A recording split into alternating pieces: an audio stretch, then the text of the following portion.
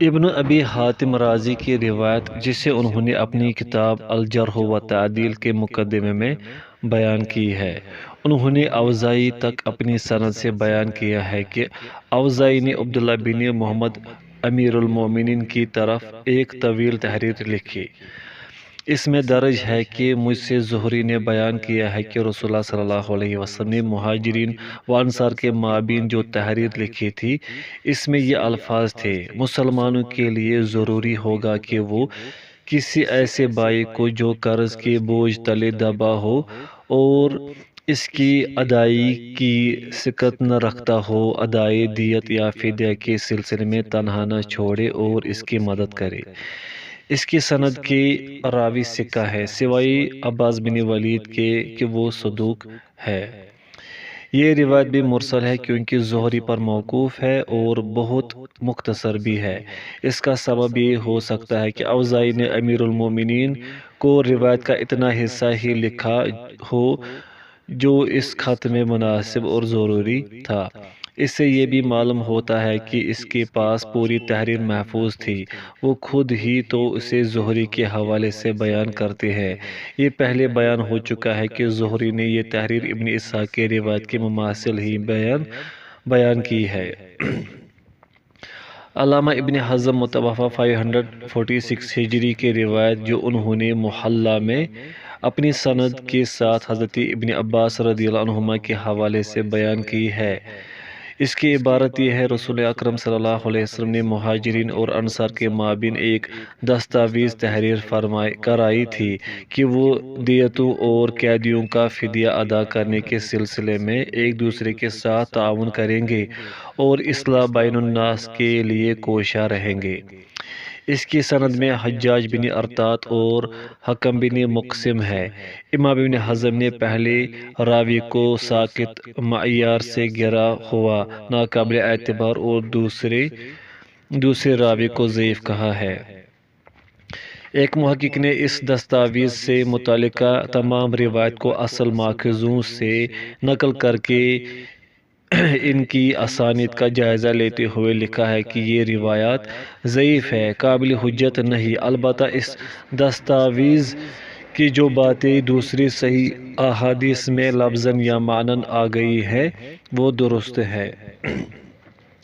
ایک اور محقق نے اس دستاویز کی اسانید کا جائزہ لیتے ہوئے یہ نتیجہ نکالا ہے کہ ابن ہشام کی ابن اسحاق سے معلق روایت ہر چند ضعیف ہے مگر قابل اعتبار ہے۔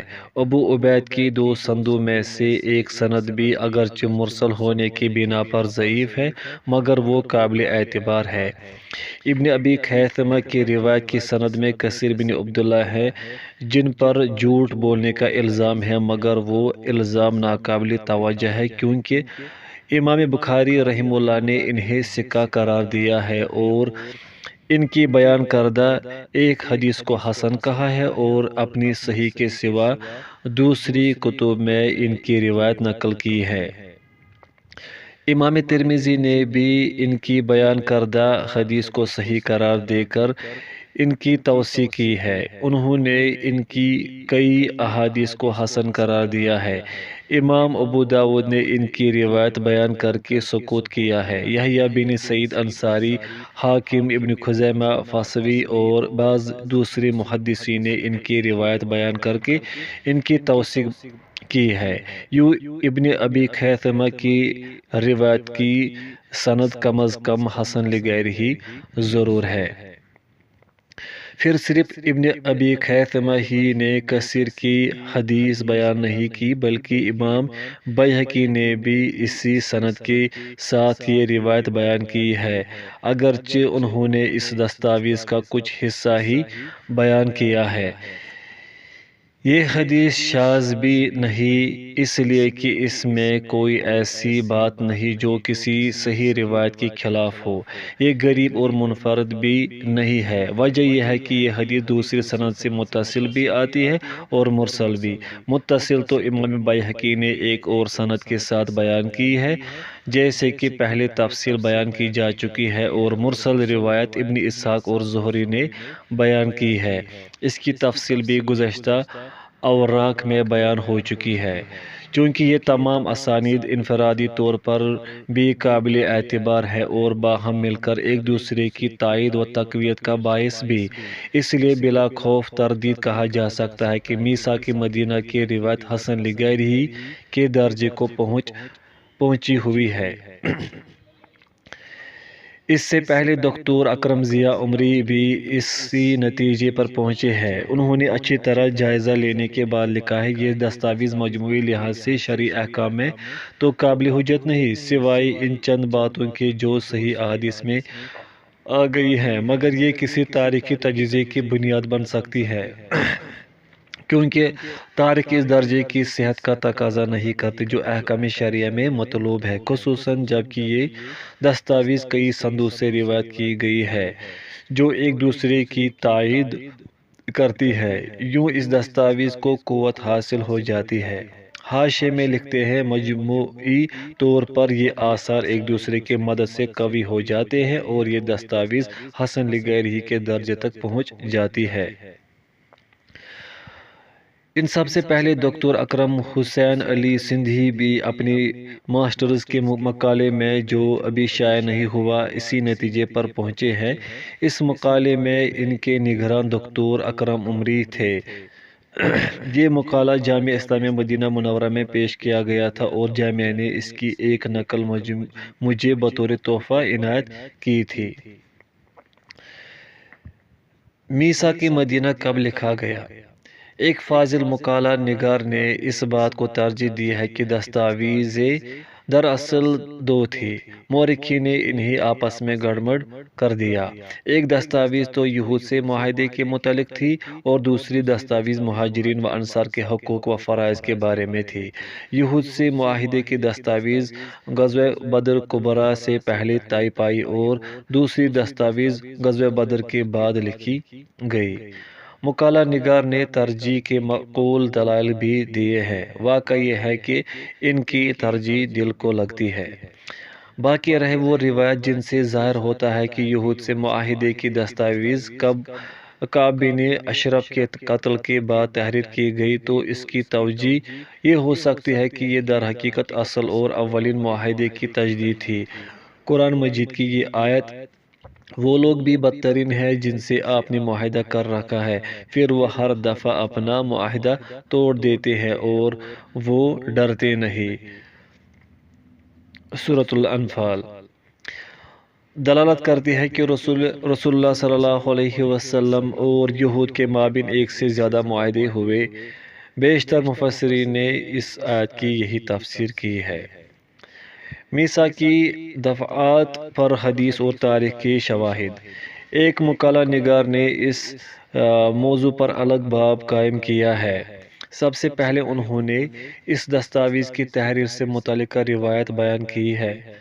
ان کا خلاصہ وہی ہے جو امام احمد کی روایت کے متعلق گزشتہ صفحات میں بیان ہو چکا ہے۔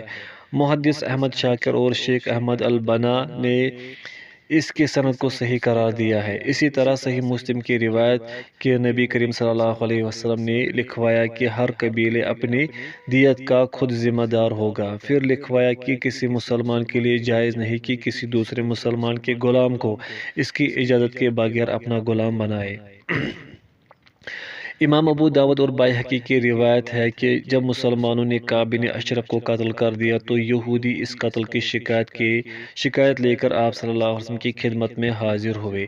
آپ نے انہیں پیشکش کی کہ مجھ سے یہود اور مسلمانوں کے درمیان ایک معاہدہ تحریر کرنے پر اتفاق کر لو۔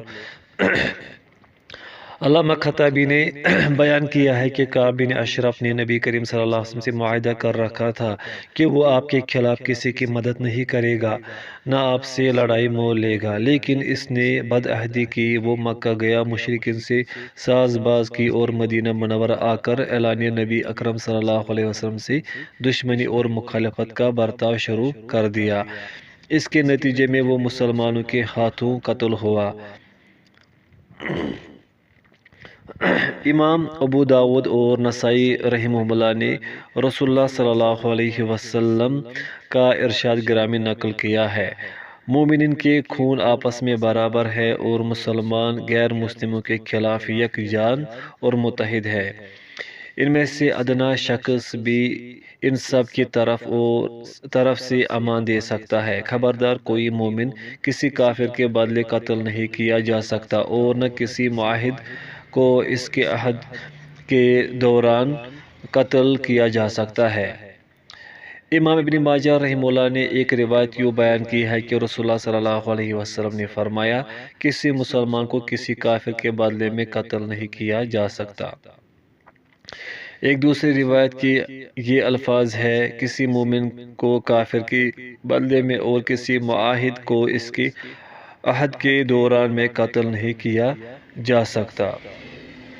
یہ روایت صراحت سے ثابت کر رہی ہے کہ نبی کریم صلی اللہ علیہ وسلم کی طرف سے ایک تحریر مہاجرین اور انصار کے مابین لکھی گئی تھی۔ دستاویز میں مذکور دیت اور قیدیوں کے فدیہ کے متعلق دفعات بھی اس کی تائید کرتی ہے۔ ان دفعات میں مہاجرین اور مختلف انصاری قبائل کا حوالہ دیا گیا ہے۔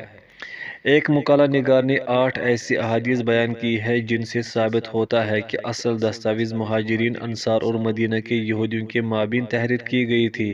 ان میں تفصیلات بھی موجود ہے۔ 3 احادیث مسند احمد سے ہے، ایک روایت مصنف عبدالرزاق، سنن نبی داؤد اور خطابی کے معالم السنن سے ہے۔ 2 روایت بیہقی کی سنن کبریٰ سے ہے۔ یہ تمام روایت صحیح یا کم از کم حسن ہے۔ مصنف عبدالرزاق کی روایت مرسل ہے۔ باقی رحم ورکین تو ان میں سے بعض نے چند معین دفعات کی طرف اشارے کیے ہیں جو اس دستاویز میں آئے ہیں۔ مثلاً طبری نے دیتوں والی دفعہ کی طرف اشارہ کیا ہے۔ ابن سعد نے دیتوں والی دفعہ کے علاوہ یہ دفعات بھی لکھے ہیں کہ اسلام میں کسی ایسے مسلمان کو تنہا نہیں چھوڑا جائے گا جو قرض کے بوجھ تلے دبا ہو اور اس کی ادائیگی کی سکت نہ رکھتا ہو، اور کوئی مسلمان کسی کافر کے بدلے میں قتل نہیں کیا جائے گا۔ عبدالرزاق صنعانی نے زہری تک اپنی سند سے اس دفعہ کی طرف اشارہ کیا ہے۔ دیت عاقلہ نسبی رشتہ داروں کے ذمہ ہے۔ نیز یہ کہ جو تحریر قریش اور انصار کے مابین لکھی گئی تھی اس میں یہ دفعہ بھی تھی، تم کسی بھی مسلمان کو دیت یا قیدی کے فدیے کے سلسلے میں بے یار و مددگار نہیں چھوڑو گے۔ مقریزی نے لکھا ہے، رسول اللہ صلی اللہ علیہ وسلم نے ایک دستاویز لکھوائی جس کی روح سے مدینہ کے یہودیوں، بنو قینقاع، بنو نذیر اور بنو قریظہ سے معاہدہ کیا۔ ابن حزم رحمہ اللہ نے لکھا، رسول اللہ صلی اللہ علیہ وسلم نے یہودیوں سے معاہدہ کیا۔ دیار بقری نے کہا، رسول اللہ صلی اللہ علیہ وسلم نے یہودیوں سے صلح کا معاہدہ کیا، انہیں ان کے دین اور مال پر برقرار رکھا اور ان پر یہ پابندی لگائی کہ وہ آپ صلی اللہ علیہ وسلم کے خلاف کسی کی مدد نہیں کریں گے، اور اگر کسی دشمن نے آپ صلی اللہ علیہ وسلم پر حملہ کیا تو وہ آپ صلی اللہ علیہ وسلم کی مدد کریں گے۔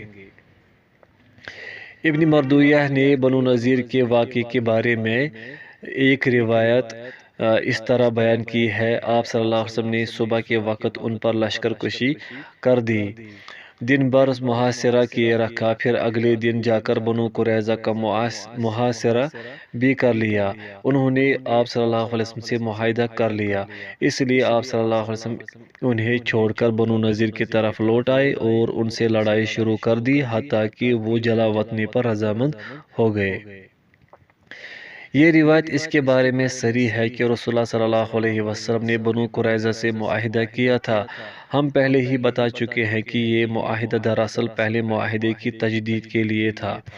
اس کے بعد ہارون نے دستاویز کی مختلف دفعات کے بہت سے شواہد بیان کیے ہیں۔ ایسی 27 آیات قرآنیہ بھی درج کی ہے جو اس دستاویز کی دفعات کی تائید کرتی ہے۔ خلاصہ یہ کہ دستاویز کی تمام دفعات کی تائید صحیح احادیث اور قرآن مجید سے ہوتی ہے۔ خوف طوالت نہ ہوتا تو ہم ان میں سے چند ایک کا ذکر ضرور کرتے۔ اللہ تعالیٰ فاضل مقالہ نگار جناب ہارون کو جزائے خیر عطا فرمائے۔ اس دستاویز کی یہ بات کہ آپ صلی اللہ علیہ وسلم نے یہود اور مشرکین سے بغیر جزیہ صلح کی، جزیہ کی آیت سے منسوخ ہے۔ ان لوگوں سے لڑائی کرو جو اللہ پر ایمان نہیں لاتے اور نہ یوم آخرت پر ایمان لاتے ہیں، اور اس چیز کو حرام نہیں سمجھتے جسے اللہ نے اور اس کے رسول نے حرام قرار دیا ہے، اور نہ دین حق کو قبول کرتے ہیں ان لوگوں میں سے جنہیں کتاب دی گئی، حتیٰ کہ وہ اپنے ہاتھ سے جزیہ دے اور وہ ذلیل ہو۔ سورۃ توبہ۔ یہ 9 ہجری کی بات ہے، اور یہ معروف ہے کہ سورۃ توبہ ان آخری صورتوں میں سے ایک ہے جو آپ پر نازل ہوئی، جیسا کہ امام بخاری نے بتایا ہے۔ میثاق مدینہ کی اہمیت و حکمت۔ یہ دنیا کی قدیم ترین جامع دستوری دستاویز ہے۔ علماء نے اس دستاویز میں درج کسی بھی حکم کو منسوخ نہیں کہا، سوائے اس بات کے کہ جزیہ لیے بغیر یہودیوں یا غیر مسلموں سے کوئی معاہدہ کیا جائے۔ یہ جزیہ والی آیت سے منسوخ ہے، جیسا کہ ابھی تفصیل گزری ہے۔ بعض علماء کا کہنا ہے کہ یہودیوں کے ساتھ تعلقات کی جو وضاحت اس میثاق میں موجود ہے وہ اس آیت کے حکم کے مطابق ہے۔ ترجمہ: اللہ تمہیں ان لوگوں سے نہیں روکتا جنہوں نے تم سے دین کے معاملے میں لڑائی نہیں کی، اور انہوں نے تمہیں تمہارے گھروں سے نہیں نکالا کہ تم ان سے نیکی کرو اور ان سے انصاف کرو، بلا شبہ اللہ انصاف کرنے والوں کو پسند کرتا ہے۔ سورۃ الممتحنہ۔ یہ دستاویز انسانی زندگی کے مختلف گوشوں اور حاوی نہایت اہم اور جامع دستاویز ہے۔ اس میں بڑے اہم دستوری مبادیات بیان کر دیے گئے ہیں۔ مثلاً امت کی تشکیل عقیدہ اور دین کی بنیاد پر ہے، اس لیے مسلمان دنیا بھر میں جہاں بھی ہو اور جس رنگ و نسل کے ہو، وہ امت مسلمہ کی ناقابل شکست وحدت کا حصہ ہے۔ وطن کے لحاظ سے ایک جماعت کی تشکیل میں اس علاقے میں رہنے والے غیر مسلم بھی شامل ہو سکتے ہیں۔ عام معاملات میں مساوات ضروری ہے۔ مجرمین کو پناہ دینا جرم ہے۔ حضرت محمد صلی اللہ علیہ وسلم کی اجازت کے بغیر یہودی معاہدے سے نہیں نکل سکتے۔ مال اور عزت کے سلسلے میں ہر ظلم و زیادتی منع ہے۔ کسی رکن کی دشمن سے انفرادی صلح تسلیم نہیں کی جا سکتی۔ قریش یعنی دشمن کو پناہ دینا ممنوع ہے۔ قاتل سے قصاص لیا جائے گا، یعنی ہر انسان جان اور زندگی محترم ہے۔ حکومت اور وطن کے دفاع میں ہر شخص کو حصہ لینا ہوگا۔ اگر مملکت کے کچھ لوگ دشمن کے ہاتھوں قید ہو جائے تو انہیں ہر ممکن طریقے سے چھڑایا جائے گا۔ مقروض لوگوں کی طرف سے ادائے قرض کا اہتمام کیا جائے گا۔ اچھے رسوم و رواج برقرار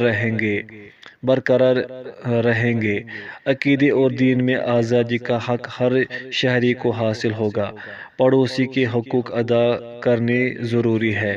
مسلمان کا خصوصی احترام ہے، یعنی کسی مسلمان کو کسی کافر کے بدلے قتل نہیں کیا جائے گا۔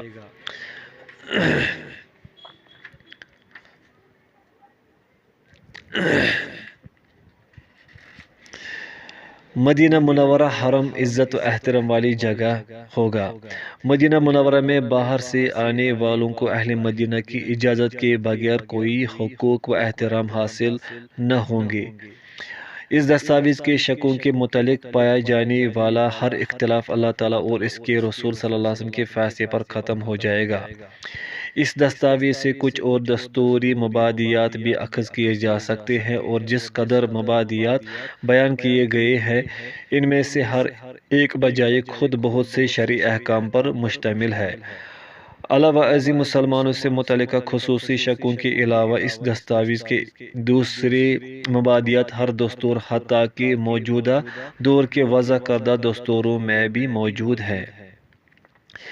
یہ بات بھی یاد رکھنے کی ہے کہ یہودیوں کے ساتھ اس قدر رعایتی اور فیاضانہ موقف رکھے جانے کے باوجود یہودی ہمیشہ ہر ممکن وسائل سے ہر انداز میں اسلام کے خلاف سازشیں کرتے رہے۔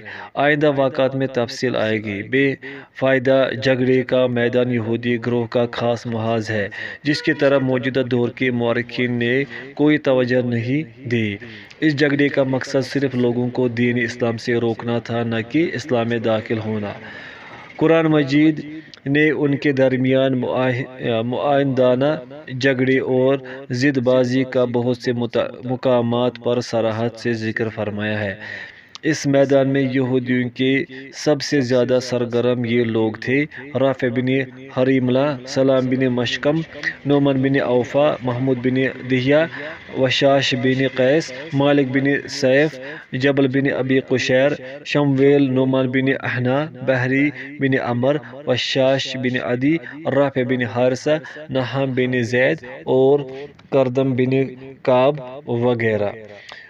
متفرقات: یثرب کے نام طیبہ، طابہ، مدینہ۔ یہ بات قابل توجہ ہے کہ میثاق مدینہ میں مدینہ منورہ کو یثرب کہا گیا ہے، لیکن اس کے بعد اللہ اور اس کے رسول صلی اللہ علیہ وسلم نے اس نام کو ناپسند فرمایا۔ اس کے بجائے طیبہ، طابہ اور مدینہ نام رکھے گئے۔ امام مسلم نے حضرت جابر رضی اللہ عنہ سے روایت کی ہے کہ انہوں نے کہا، میں نے رسول اللہ صلی اللہ علیہ وسلم کو فرماتے ہوئے سنا، اللہ تعالیٰ نے مدینہ کا نام طابہ رکھا ہے۔ امام مسلم رحمہ اللہ نے اپنی سند کے ساتھ حضرت زید بن ثابت رضی اللہ عنہ کی روایت بیان کی ہے کہ رسول اللہ صلی اللہ علیہ وسلم نے فرمایا، مدینہ طیبہ ہے، یہ گندگی کو یوں دور کرتا ہے جیسے آگ چاندی کا میل کچیل دور کر دیتی ہے۔ امام طیالسی نے امام مسلم والی سند کے ساتھ یہ الفاظ بیان کیے ہیں، لوگ مدینہ کو یثرب کہتے ہیں، رسول اللہ صلی اللہ علیہ وسلم نے اس کا نام طیبہ رکھا۔ حافظ ابن حجر رحمہ اللہ کا کہنا ہے، کعب احبار سے ابو سہل بن مالک کی سند کے ساتھ منقول ہے کہ ہم اس کتاب میں جو اللہ تعالیٰ نے حضرت موسیٰ علیہ السلام پر نازل فرمائی تورات لکھا پاتے ہیں۔ اللہ تعالیٰ نے مدینہ کو مخاطب کر کے فرمایا، یا طیبہ یا طابہ۔ رسول اللہ صلی اللہ علیہ وسلم کے بعض احادیث میں ایک اور نام مدینہ بھی آیا ہے۔ امام بخاری رحمہ اللہ نے اپنی سند کے ساتھ حضرت ابو ہریرہ رضی اللہ عنہ سے روایت کی ہے کہ رسول اللہ صلی اللہ علیہ وسلم نے فرمایا، مدینہ کے دروازوں پر فرشتے مقرر ہیں، ان میں نہ طاعون داخل ہوگا نہ دجال۔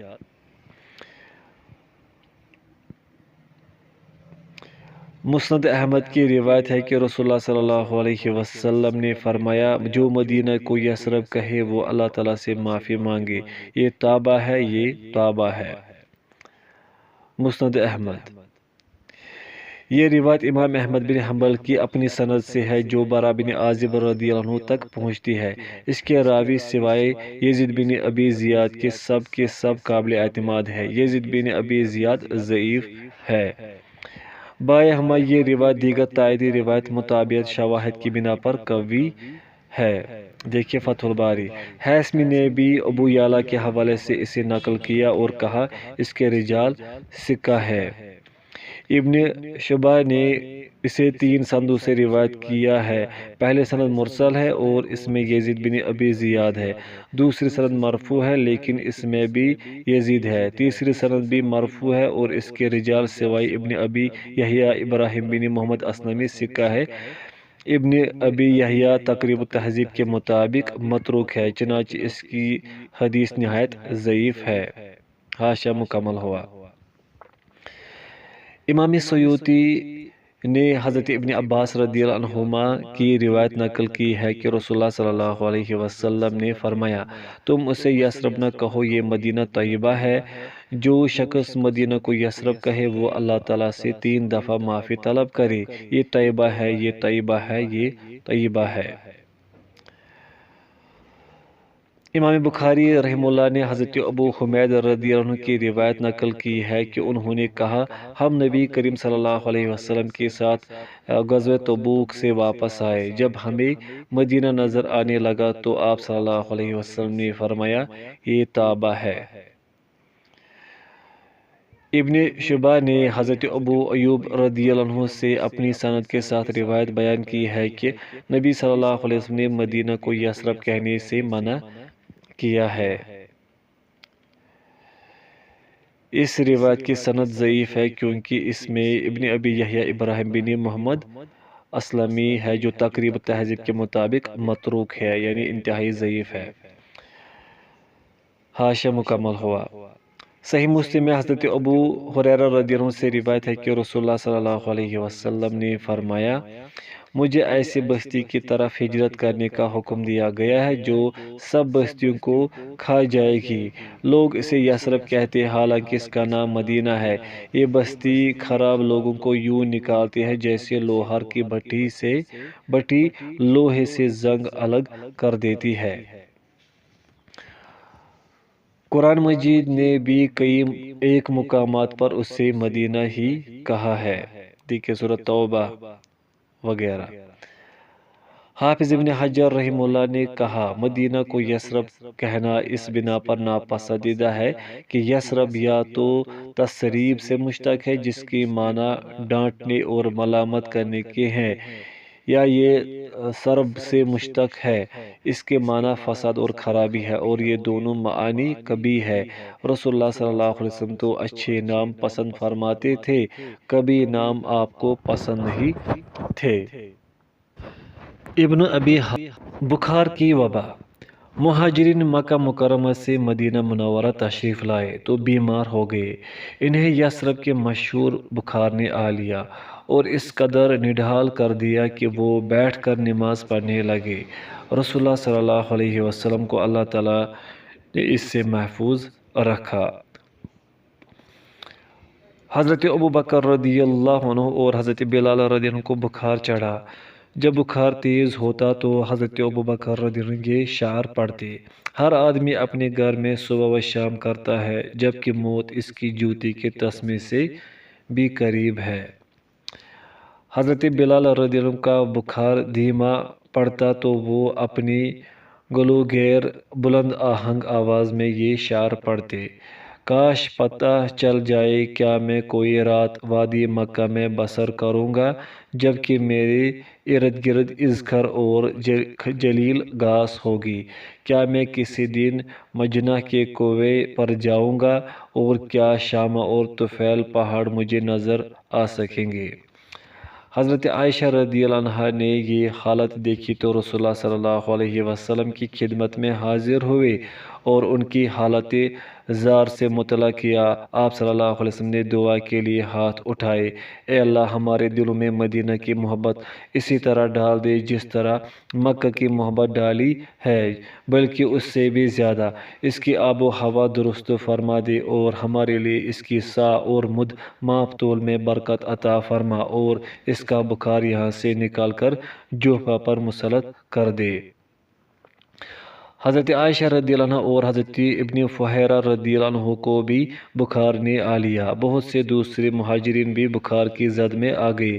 مدینہ کا بخار مشہور تھا، حتیٰ کہ جب مسلمان عمرہ قضاء کے لیے مکہ مکرمہ پہنچے تو کفار کہنے لگے، تمہارے پاس ایسے لوگ آ رہے ہیں جنہیں یثرب کے بخار نے کمزور کر دیا ہے۔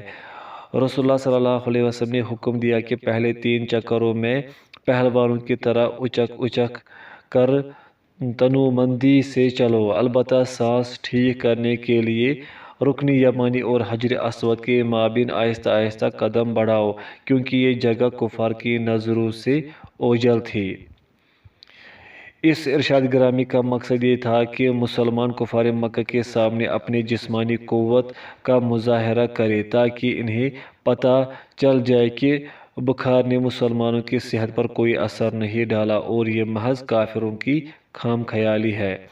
اللہ تعالیٰ نے نبی کریم صلی اللہ علیہ وسلم کی دعا قبول فرمائی اور اس کے بعد مدینہ منورہ کی آب و ہوا صحت افزا ہو گئی، والحمدللہ۔ مہاجرین و انصار کو قریش کی دھمکیاں۔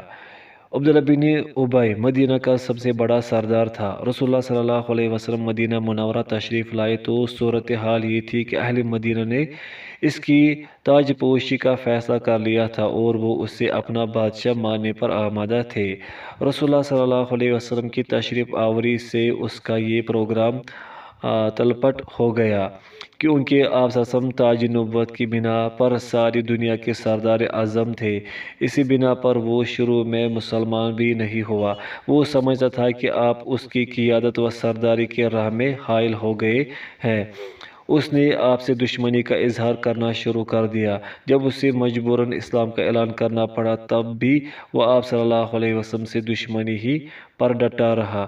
بظاہر وہ مسلمان تھا لیکن در پردہ وہ بہت بڑا منافق تھا۔ وہ منافقت کے پردے میں آپ صلی اللہ علیہ وسلم سے دشمنی کا برتاؤ کرتا رہا۔ بہت سے ایسے مواقع آئے کہ اس کا نفاق ظاہر ہو گیا۔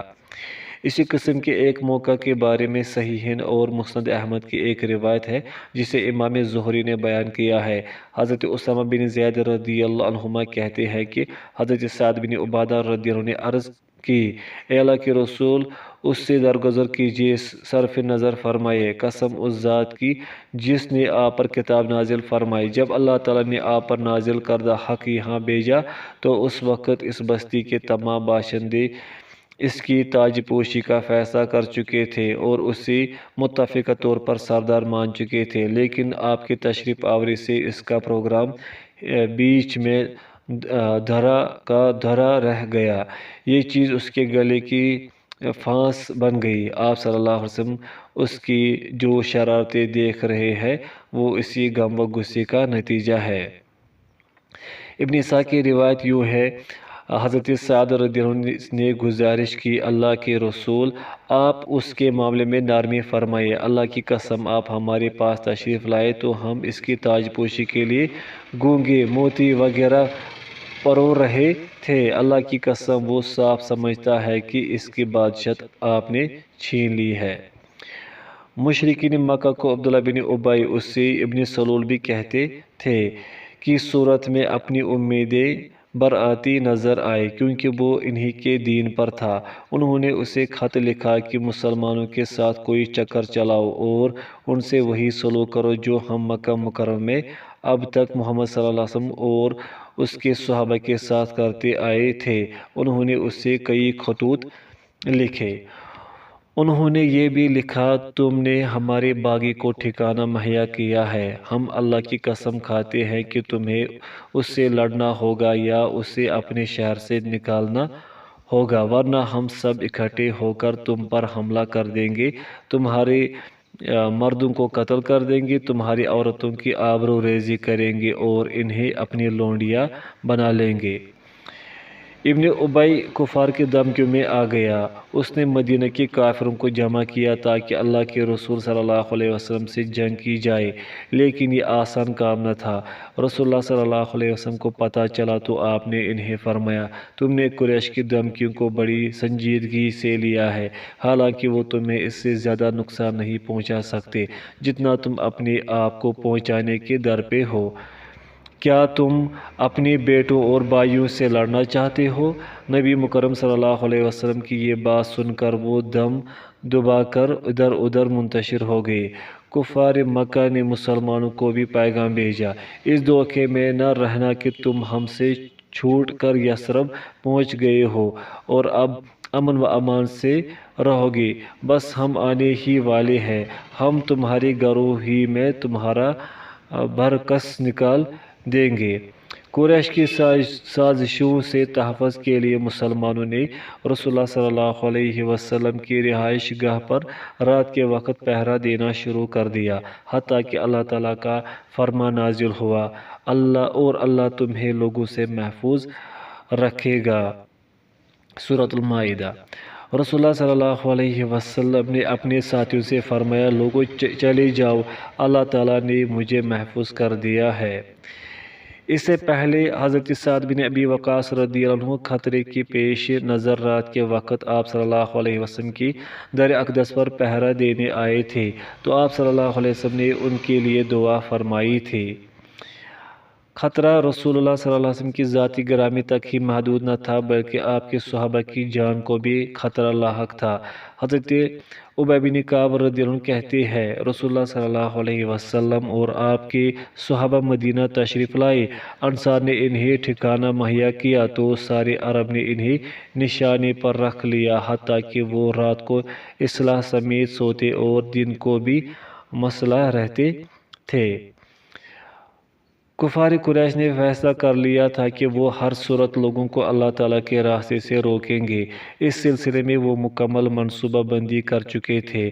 اس کے تحت انہوں نے انصار کو مسجد حرام آنے سے روک دیا۔ حضرت سعد بن معاذ رضی اللہ عنہ اور ابو جہل کے واقعے سے یہ صاف معلوم ہوتا ہے۔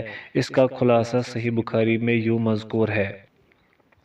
حضرت سعد بن معاذ رضی اللہ عنہ عمرہ کی غرض سے مکہ تشریف لے گئے اور اپنے میزبان سے کہنے لگے، میرے لیے کوئی فارغ وقت دیکھنا تاکہ میں سکون سے طواف کر سکوں۔ عین دوپہر کے وقت جب لوگ عموماً گھروں میں بند ہوتے ہیں، امیہ نے انہیں ساتھ لیا۔ ملعون ابو جہل نے انہیں دیکھ لیا اور امیہ سے پوچھا، تمہارے ساتھ یہ کون ہے؟ اس نے بتا دیا کہ سعد بن معاذ ہے۔ ابو جہل بھڑک اٹھا، کہنے لگا، تم امن و امان سے کعبہ کا طواف کر رہے ہو، حالانکہ تم نے محمد اور اس کے ساتھیوں کو پناہ دے رکھی ہے۔ بعدازاں ان دونوں میں تو میں ہونے لگی۔ حضرت سعد رضی اللہ عنہ نے دھمکی کے انداز میں یہ بھی کہا، اللہ کی قسم، اگر تو نے مجھے بیت اللہ کے طواف سے روکا تو میں شام کو جانے والا تیرا تجارتی راستہ بند کر دوں گا۔ انہوں نے اس جھگڑے کے درمیان میں امیہ کو بھی متنبہ کیا کہ رسول اللہ صلی اللہ علیہ وسلم نے تجھے قتل کرنے کی خبر دے رکھی ہے۔ فی الواقع ایسا ہی ہوا، امیہ کو بدر کے میدان میں قتل کر دیا گیا۔